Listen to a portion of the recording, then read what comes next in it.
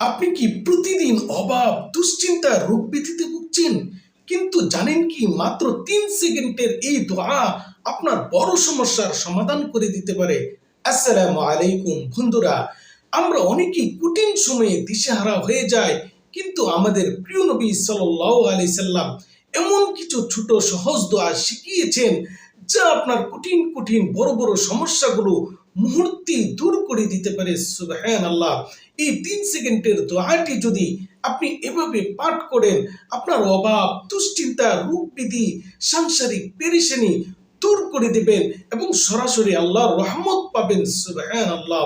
আমার প্রিয় ভাই ও বন্ধুরা, আমরা যখন বড় কোনো বিপদে পড়ে যাই, আমাদের দুশ্চিন্তা যখন বেড়ে যায়, তখন যদি আপনি আল্লাহর প্রিয় এই দোয়াটি পাঠ করেন, তাহলে ইনশাল্লাহ দেখবেন আল্লাহর গায়বী রহমতে কিভাবে আপনি সেই বিপদ থেকে উদ্ধার হয়ে গেছেন। সুবহানাল্লাহ। আপনার কিসের পেরেশানি, অভাব, দুশ্চিন্তা, পারিবারিক অশান্তি, তাহলে আপনি এই দোয়াটি পড়বেন, লা ইলাহা ইল্লা আনতা সুবহানাকা ইন্নী কুনতু মিনাজ জালিমিন।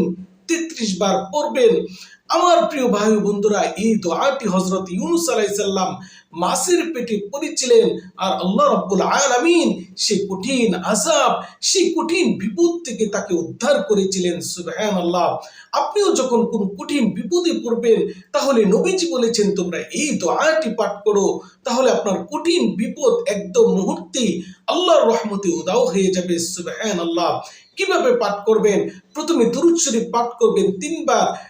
আল্লাহুম্মা সাল্লি আলা মুহাম্মাদ ওয়া আলা আলি মুহাম্মাদ কামা সাল্লাইতা আলা ইব্রাহিম ওয়া আলা আলি ইব্রাহিম ইন্নাকা হামিদুম মাজিদ। 3 বার দুরূদ শরীফ পাঠ করার পরে লা ইলাহা ইল্লা আনতা সুবহানাকা ইন্নী কুনতু মিনাজ জালিমিন এটা পাঠ করবেন 11 বার।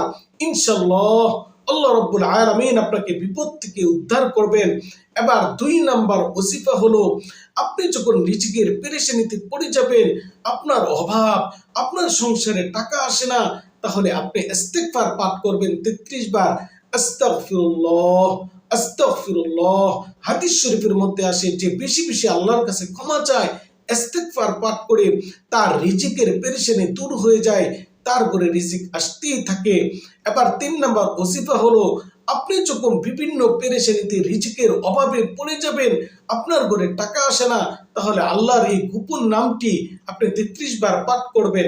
ইয়া সালামু ইয়া সালামু আঙ্গুলের গিট ধরে ধরে আপনি 33 বার পাঠ করবেন। কিভাবে পাঠ করবেন? সবগুলো ওজিফার শুরুতে অবশ্যই আপনারা দুরূদ শরীফ পাঠ করবেন, আবার শেষে দুরূদ শরীফ পাঠ করবেন। কারণ হাদিস শরীফের মধ্যে নবীজি বলেছেন, যে ব্যক্তি আমার উপরে একবার দুরূদ পাঠ করে, আল্লাহ রাব্বুল আলামিন তার উপরে 10 বার দুরূদ পাঠ করে। সুবহানাল্লাহ। যে ব্যক্তি দুরূদ পাঠ করে, তার বিপদগুলো দূর হতে থাকে, আল্লাহর রহমত তার উপরে বর্ষিত হয়, আর তার দিকে চতুর্দিক থেকে রিজিক আসতে থাকে। সুবহানাল্লাহ। এই জন্য এই ওজিফাগুলোর শুরুতেও দুরূদ পড়বেন, শেষেও দুরূদ পড়বেন। ইনশাআল্লাহ দেখবেন আপনার যে বিষয় আল্লাহ রাব্বুল আলামিন সহজেই সমাধান করে দিয়েছেন। আজকে আমরা সহজ 3টা দোয়া শিখলাম। লা ইলাহা ইল্লা আনতা সুবহানাকা ইন্নী কুনতু মিনাজ জালিমিন। 2 নম্বরে হলো আস্তাগফিরুল্লাহ, 3 নম্বরে হলো ইয়া সালামু। এগুলো খুব সহজ সহজ কমন দোয়া। আল্লাহ আমাদের সকলকে আমল করার তৌফিক দান করুন। পরবর্তী আবার কোনো সহজ আমল নিয়ে আপনাদের সামনে উপস্থিত হব। ততক্ষণ ভালো থাকুন, সুস্থ থাকুন। কমেন্টে আমিন লিখে দোয়ায় শরীক থাকবেন। ভিডিওটি সর্বোচ্চ শেয়ার করবেন।